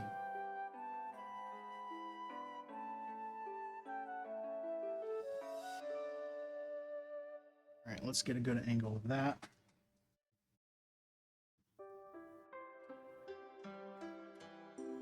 All right. I know that you're actually genuine in saying that you're locked in. Did I explain it well enough?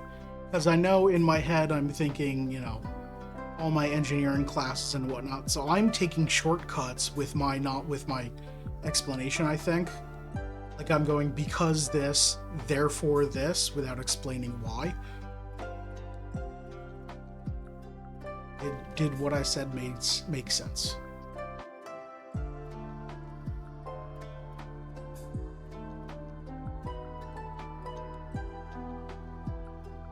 I guess the most basic made perfect sense. Great.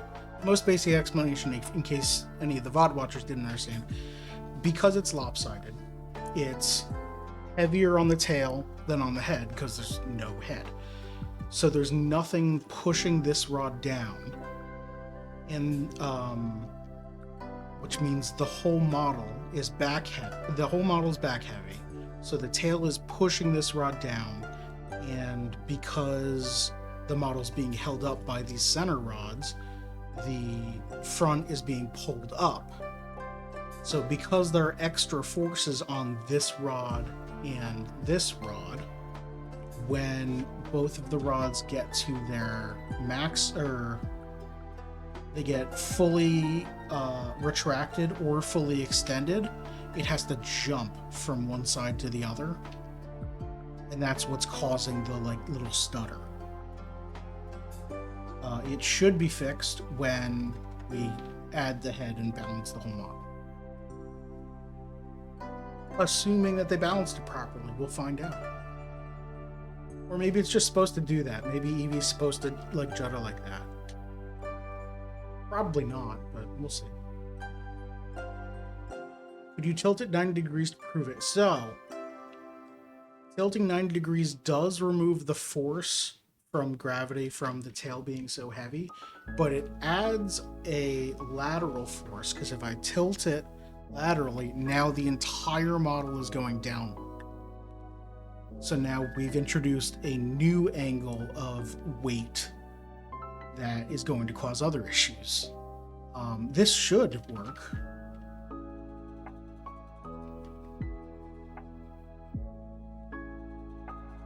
It is still taking a bit, and now I've jammed something.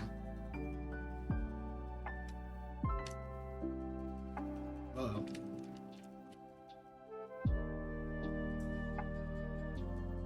Oh.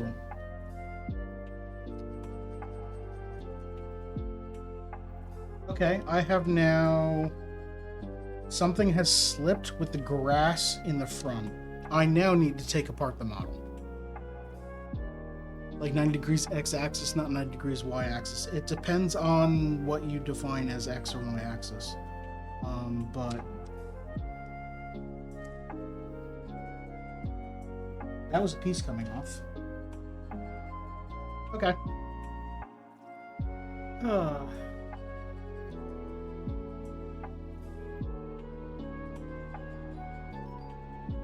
What's the easiest way to get into the base?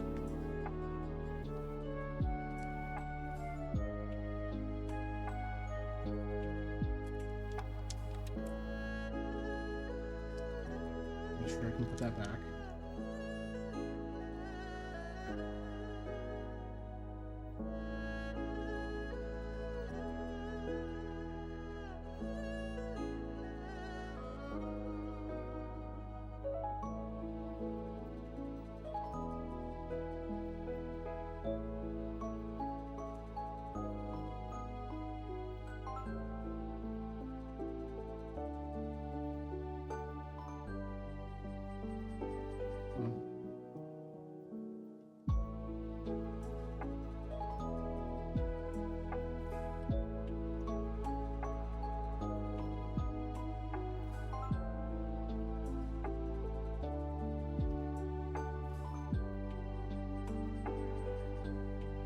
Okay, this piece came fully off.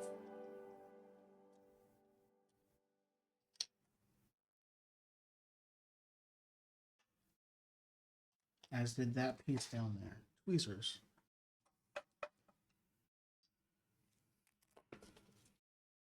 Z is vertical. X is left to right. Oh, so you mean rotate it so the head was pointing either up or down.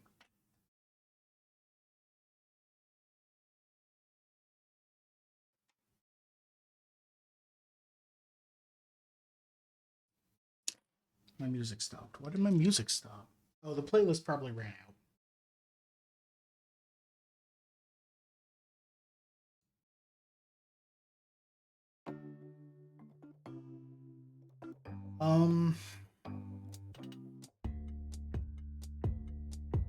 No, because then you are... I'm not going to actually rotate or turn anything. Now you have a whole lot of forces downward on the main support rods. I should do it like this. You've got forces downward on the main support rods, but you also have downward forces on both of your motion rods, and that's going to cause other issues.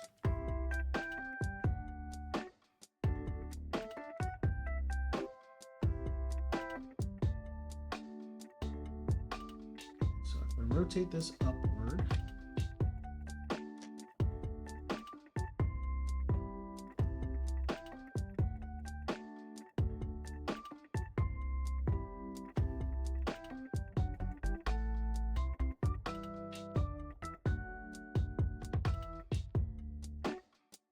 this has to go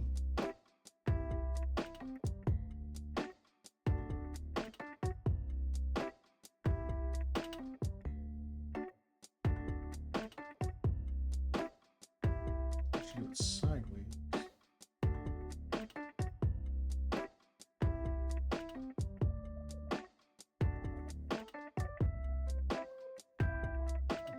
I'm pushing on it with thin point tweezers, which is not great. I need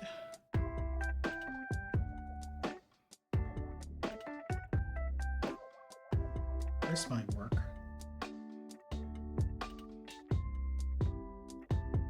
Okay, so I'm putting a double round connector into the bottom hole here. I'm going to hold that with tweezers.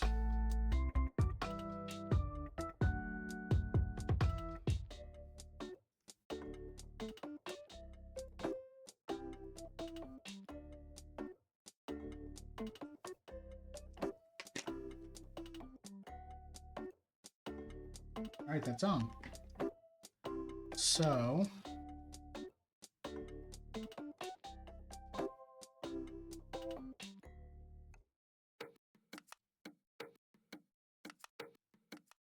yep, okay, that's fixed.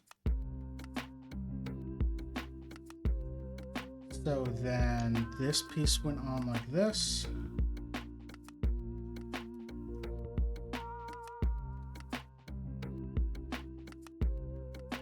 This piece went on here, and this piece went on here. There we go. Fixed.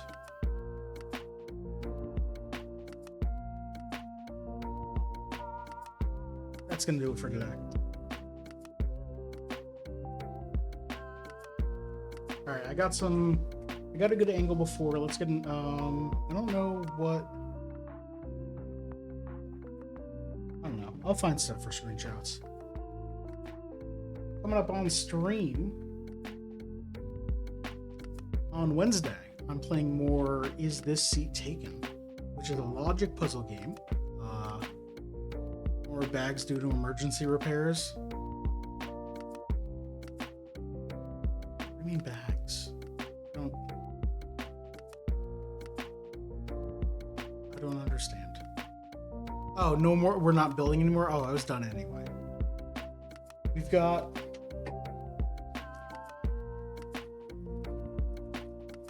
bags 18 through 23 remaining,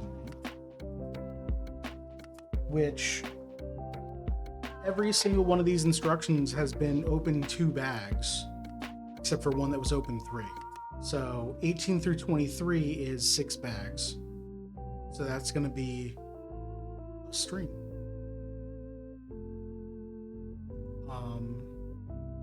So we're gonna finish this up next stream. That's gonna be cool.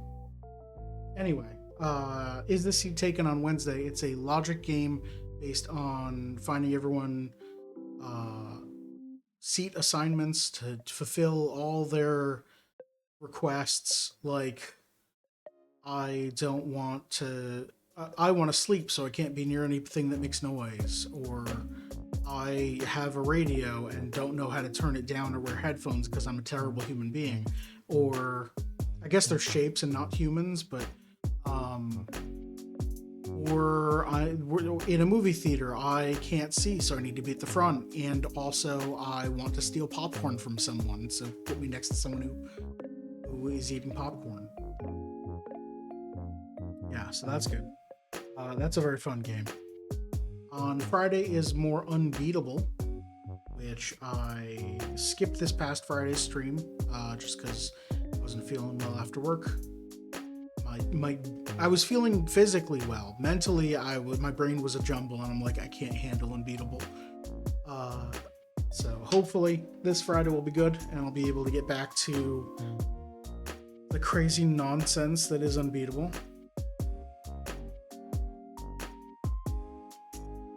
On Sunday is Sundays with Friends, which right now looks like it's probably more RV there yet, but it might change depending on which friends are available. And then finishing Mega Motion Eevee on Monday next week. Thank you everyone for watching. I do appreciate it. Thank you, Pug, for making me wreck my Eevee and have to take it all apart to fix it. Nah, it's fine.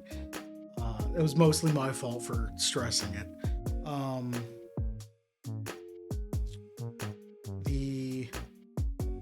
I'm going to say it was entirely my fault for stressing it. You're not in the room. You can't make me do things. Yeah, if you want to help me out, do all the free things. You can leave a comment on this video. You can like it. You can subscribe to my YouTube. You can, if you do leave a comment, what's your favorite Pokemon? I have a trouble with favorites where whenever I have to think of a favorite whatever, my mind goes blank. Eevee's pretty good. It's pretty up there. I also like Gengar and Nidoran. Those are all good. I guess that's it. Beetle.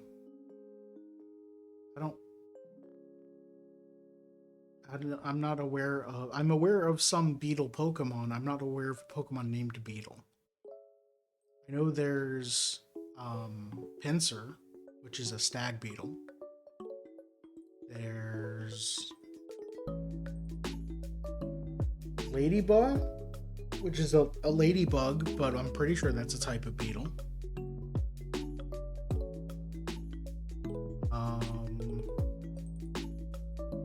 I don't know much of the new Pokemon. I mean, I probably know more than I think I do, but I'm mostly a 151 guy. I've played through Heart Gold. Oh, Heraclaw? Yeah, I've heard of that thing. Let me grab that again. Heracross.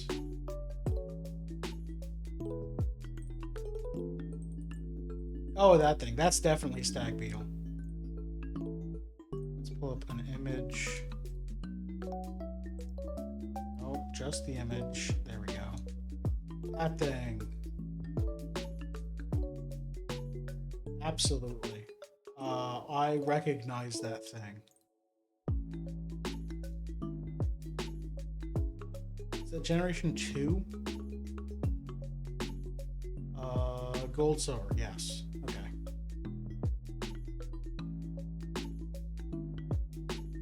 Anyway, thanks for watching. That's all you know about Pokemon. You know a few other things. You know Eevee. You know how Eevees grow. Weird out.